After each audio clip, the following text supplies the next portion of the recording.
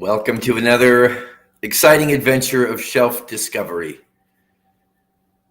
Brought to you tonight by our beloved spiritual community, Unity on the Bay. I'm really grateful that you're here, and to let me know you're here as you tune in, would you throw a comment into the comment section just so I know that you're with us?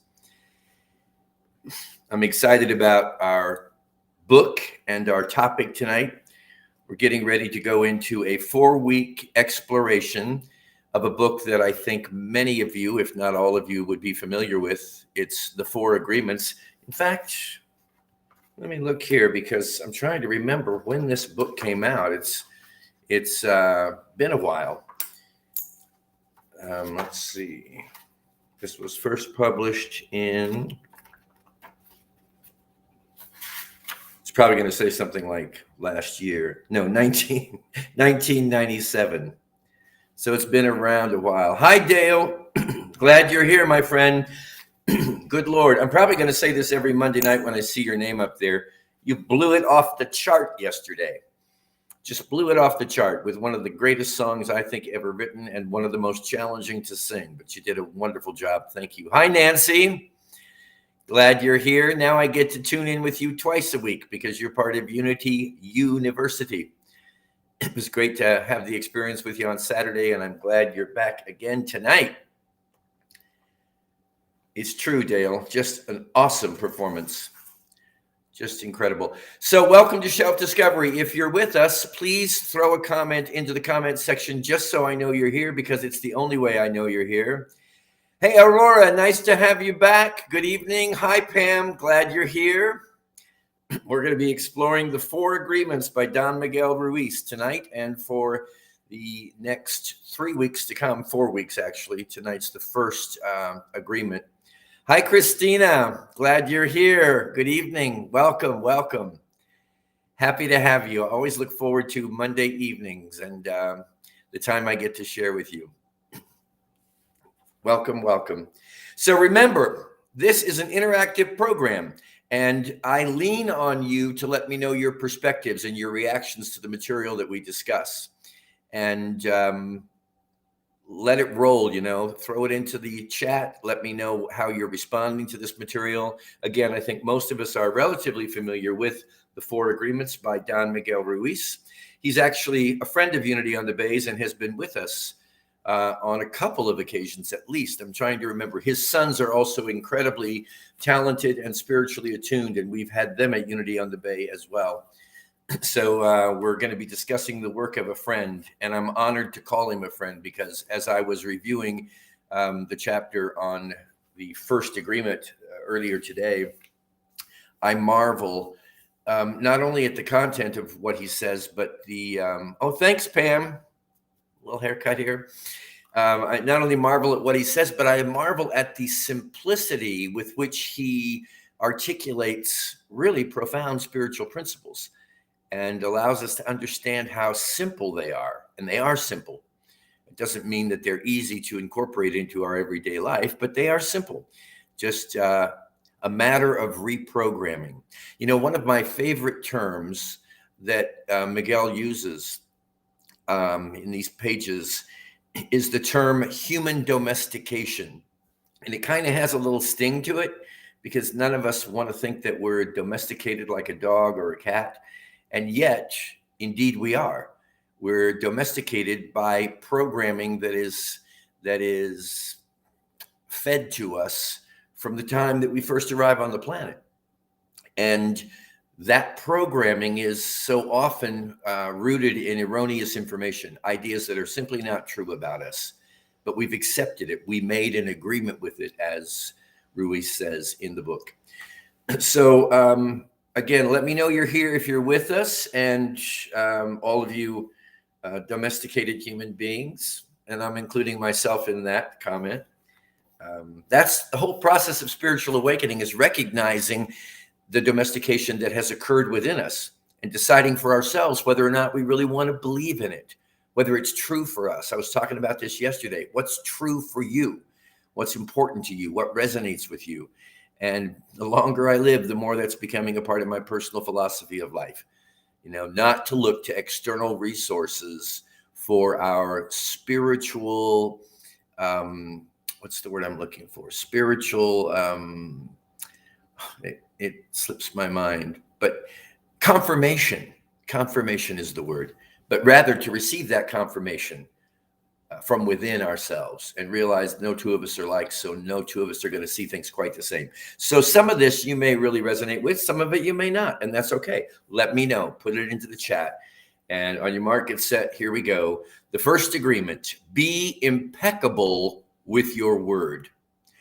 I don't know how many times I've heard people refer to that agreement as, in other words, like if you say you're going to do something, do something. When you give your word, don't renege on it. And it's really not that at all. Let me share with you what he says here. The first agreement is the most important one and also the most difficult one to honor. It is so important that with just this first agreement, you will be able to transcend to the level of existence I call heaven on earth. Like, wow. Hey, Wendy, happy Monday evening to you and to Seth. I'm glad you're here. Let me just read that again, because the promise that he's giving us is pretty cool and pretty extreme. He says, the first agreement is the most important one and also the most difficult one to honor. It is so important that with just this first agreement, you will be able to transcend to the level of existence I call heaven on earth. How many of us would like to transcend to heaven on earth tonight? Hey, Maggie, I'm glad you're here. Happy Monday to you too. Thanks for joining us. Great to have you here. Christina, today is getting harder and harder to get people to honor their word, and it's pretty sad. Yes, indeed, it can be. Let's go on here to the first agreement is to be impeccable with your word. It sounds very simple, but it is very, very powerful. Why your word? Your word is the power that you have to create. Your word is the gift that comes directly from God. The word, that is what you are speaking, what you are putting out. In Unity, we believe in the power of the spoken word and also in the power of the word that is thunk within your own mind. So the words that we are sharing with ourselves and with one another become crucially important.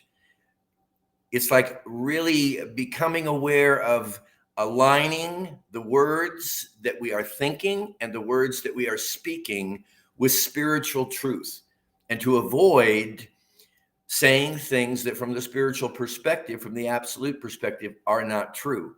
Because, you know, we tend to believe what we tell ourselves, and all too often we believe what other people are telling us.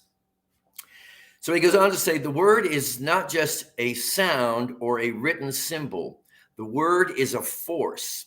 It is the power you have to express and communicate, to think, and thereby to create the events of your life. Talked about that yesterday as well. Thoughts held in mind, words held in mind, meanings held in mind, produce after their kind.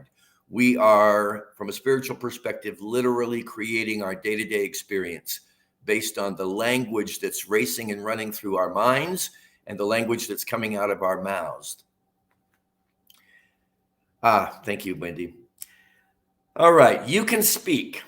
Most of us, that is true. You can speak. What other animal on the planet can speak? The word is the most powerful tool you have as a human. It is the tool of magic. But like a sword with two edges, your word can create the most beautiful dream, or your word can destroy everything around you. One edge is the misuse of the word, which creates a living hell. The other edge is the impeccability of the word, which will only create beauty, love, and heaven on earth. Depending on how it is used, the word can set you free, or it can enslave you even more than you know. All the magic you possess is based on your word. Your word is pure magic, and misuse of your word is black magic. Now, remember, this terminology is coming out of the Toltec teaching, of which Don Miguel has been closely associated through really all of his life. I don't know that I personally would call it black magic just because of the connotations that accompany that word, but you get the gist of this. We are creating our experience individually. We are creating our experience collectively as humanity.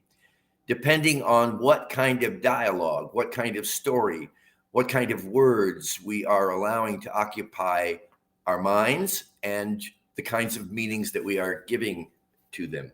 So you catch this? Let me know what you think. You catch this idea that there is power in the word and that it behooves us to become as aware as possible of what we are speaking, what we are allowing to cross the thresholds of our lips, because there is power in that. There's power in the thought behind the word, and then there's even greater energetic power when we put that word out into the world. So it's, I was thinking the other day, someone once told me that if you even are passing someone along the street, let's say, or you run into somebody that you don't even know at Publix or at some public establishment, you can actually, even if they don't say a word, if you are thinking something about them, like, what an unattractive outfit, or they're too skinny, or they're too heavy, or whatever, we actually pick this stuff up from each other. So there's power in the word that is thought, and then there's power in the word as it expressed. Now he goes on to say, during our domestication, and again, he's talking about what he refers to as human domestication, the conditioning of a human being when they arrive on the planet, so as to encourage them to buy into the collective perspective of everybody and everything. Nancy, thank you. I have no doubt that this is true, and I have seen it true in my own life. Testimony time. I have too. It's it really is the instrument through which our power of creation comes forth into the world. Our words, the words we think and the words we speak. So during our domestication, our parents and siblings gave their opinions about us without even thinking. We believed these opinions, and we lived in fear over these opinions. Like not being good at swimming or sports or writing. Someone gives us an opinion and says, look, this girl is ugly. The girl listens, believes she is ugly, and grows up with the idea that she is ugly. It doesn't matter how beautiful she is. As long as she has that agreement, she will believe that she is ugly. That is the spell that she is under. And that's the word that he uses throughout this book to describe what happens when we speak words to another individual or to ourselves. It's like casting a spell over other individuals or casting a spell over ourselves if we agree with the words that we are receiving or that we are broadcasting. Pam, thank you. Even driving, sometimes you can pick up on someone. Yes, you can. You see, these are like, for me, they're like hidden attributes, hidden talents and abilities that we have that we're not aware of because we've been conditioned out of them. We get hunches, we get clues, we get intuitive hits, and we don't give them very much credence because we're taught, don't pay attention to that from a very early age. And yet this is our primary guidance system that in many cases we have been trained, educated, or conditioned or domesticated out of. Christina's replying to Pam Bromley all the time. Yeah, you do. You pick this stuff up. Don't discount it. But also be aware of what energy and what words you are making agreements with, because you're free to not agree with anybody on anything at any time. So you can hear the opinions and the viewpoints of others, even those that we very much respect. I mean, we all hopefully respected to some degree our parents and our authority figures. And so for the most part, we just accepted their opinions and we accepted the words that they broadcast to us as being true. And now in our spiritual maturing, we are learning, or we are mastering the art of deciding for ourselves what we're going to accept as true and what we're going to lovingly discard or release as not being true for us. Now he goes on to say, let's take a look at what the word impeccability means. Impeccability means without sin. Impeccable comes from the Latin word peccatus, which means sin. The im in impeccable means without. So impeccable means without sin. Now, sin's a loaded word, huh? Most of us think that that's something that, well, not most of us, but a lot of our early life conditioning, domestication had to do with this idea that somehow we were sinners, and because of that, we had a price to pay, and Jesus paid it for us. Get ready for a whole different understanding of what is meant by sin here, because what he says is religions talk about sin and sinners, but let's understand what it really means to sin. A sin is anything you do which goes against yourself. I love that. I see, that's liberating to me, because it's not like it's something that's driven me out of the kingdom of heaven and I have to pay a price for, or Jesus or anybody else had to pay a price for. It's just anything that you do that's going against yourself. Everything you feel or believe or say that goes against yourself is a sin. You go against yourself when you judge or blame yourself for anything. Take that in for a minute. You go against yourself when you judge or blame yourself for anything. Now, is it even possible for a domesticated mind to not judge ourselves or blame ourselves for anything for as short as a 24-hour period? You know, this is awareness. This is the ticket to enlightenment, should we choose to accept it. Pam, yes, I like that belief. I do too. It's what I love about spiritual study. Excuse me. Got something going on in here, but it's all good. You go against yourself when you judge or blame yourself for anything. Being without sin is exactly the opposite. Being impeccable is not going against yourself. When you are impeccable, you take responsibility for your actions, but you do not judge or blame yourself. You know, you can make a change in course of direction. You can receive some kind of clarification or enlightenment regarding some behavior that you've been engaged in or something that you've done. But you don't have to judge yourself. You can simply change, and you don't have to condemn yourself, especially. You can just change the behavior. You can change the activity. Be impeccable with your word is the correct use of your energy. Excuse me. Being impeccable with your word is the correct use of your energy.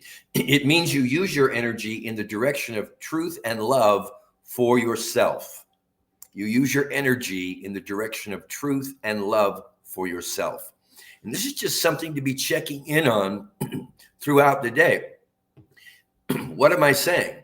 And, you know, the best monitor for this that I have found is to look at how I'm feeling in any given moment. If I'm feeling good, in all likelihood, I am using my word impeccably to speak words of truth from a spiritual perspective about myself and about other individuals. And when I'm not feeling well, it's a pretty clear indication to me that somewhere along the way, I'm thinking thoughts or I'm speaking words that are untrue, unkind, not supportive, and not helpful.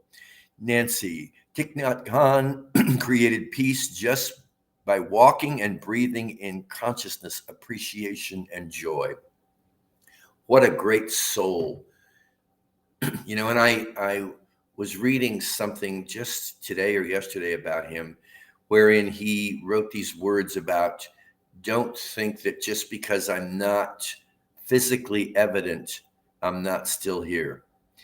His example, just like your example or my example, these examples live on.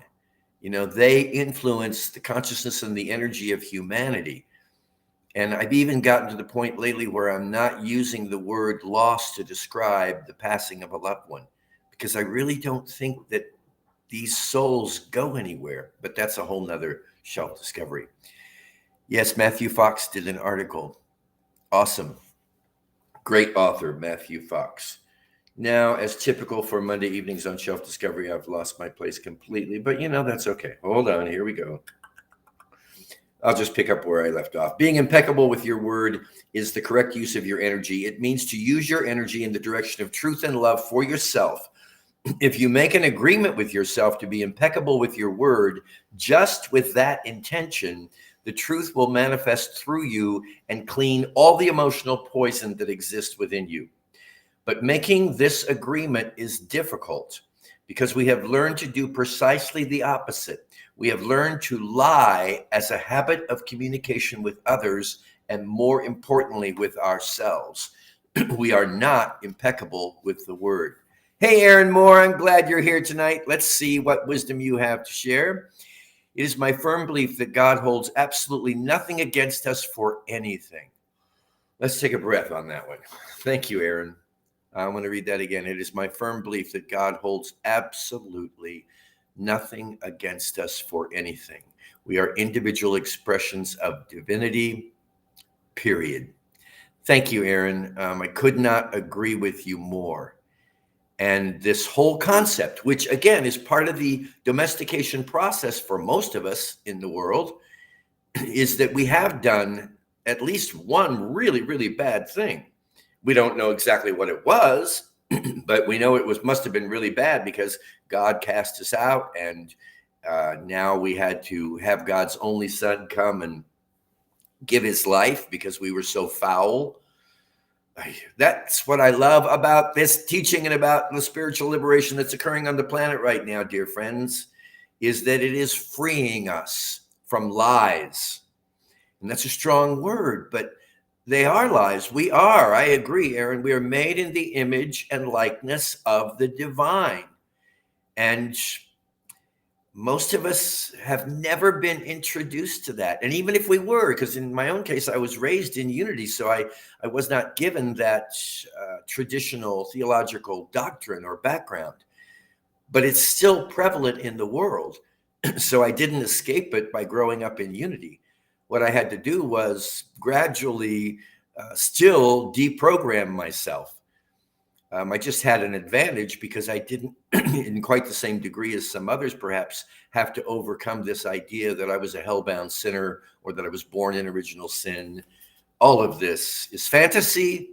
All of this is lies. Doesn't make it bad. It just makes it something not to hold on to. Hello? Oh, dear. All right, he goes on to say, for years, we have received the gossip and spells from the words of others. Again, he's talking about the power. He refers to that as a spell. If I tell you something derogatory about yourself and you believe it, I've cast a spell on you. If I tell you something beautiful about yourself, and you believe it, you agree with it, then I've cast a spell on you. And we're running around, according to Ruiz, casting spells on each other all day long. For years, we have received the gossip and spells from the words of others, but also from the way we use our word with ourselves. We talk to ourselves constantly, and most of the time we say things like, oh, I look fat, I look ugly, I'm getting old, I'm losing my hair, I'm stupid, I never understand anything, I will never be good enough, I'm never going to be perfect. Do you see how we use the word against ourselves? Do you see how we use the word against ourselves? We must begin to understand what the word is and what the word does. You're quite welcome, Christina. Thank you for being a part of this experience tonight. And you're here every week, just about as far as I can tell. Thank you. You can measure the impeccability of your word by your level of self-love. How much you love yourself and how you feel about yourself are directly proportionate to the quality and integrity of your word. When you are impeccable with your word, you feel good, you feel happy, you feel at peace. This again, how much you love yourself and how you feel about yourself are directly proportionate to the quality and integrity of your word. The degree to which we are speaking spiritual truth to each other and to ourselves, that is the monitor through which we're able to, or the vehicle, I should say, through which we're able to identify the accuracy, the truth of the words that we are speaking.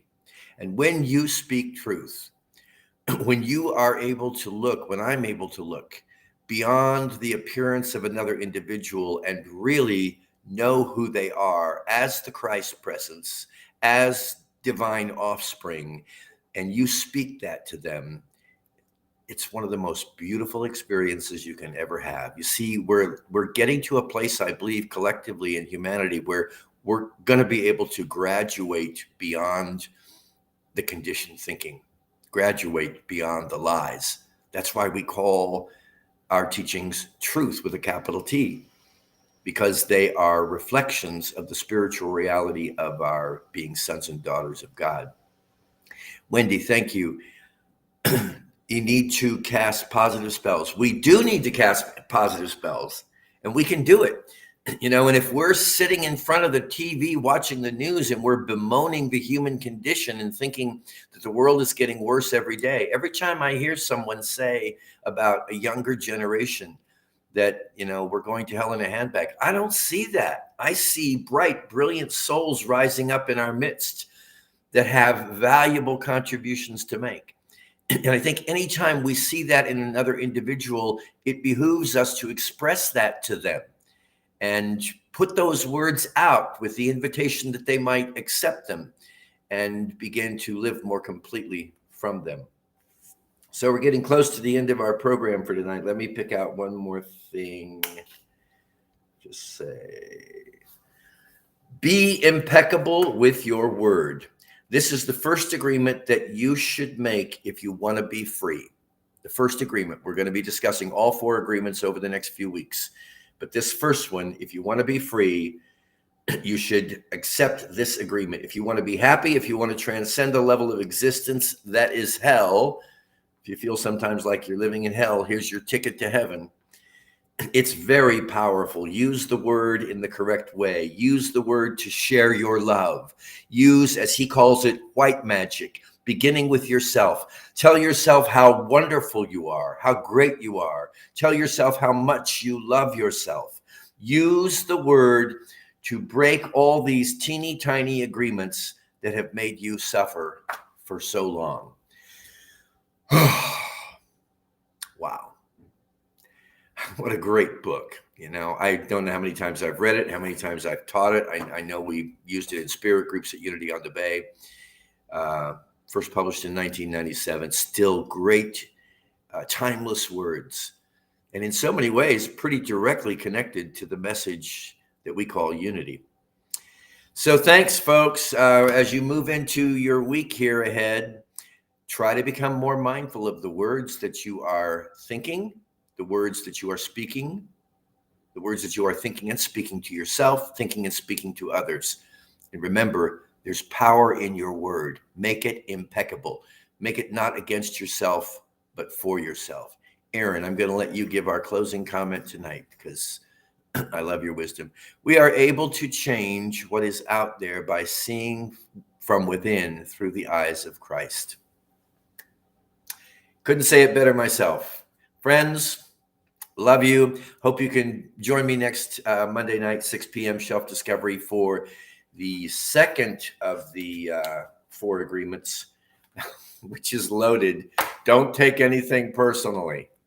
Piece of cake. Walk in the park. I love you all so much and appreciate your presence here with us tonight. Have a wonderful evening. God bless you. Stay warm because, baby, it's cold outside. Love you. Have a great night. Be well.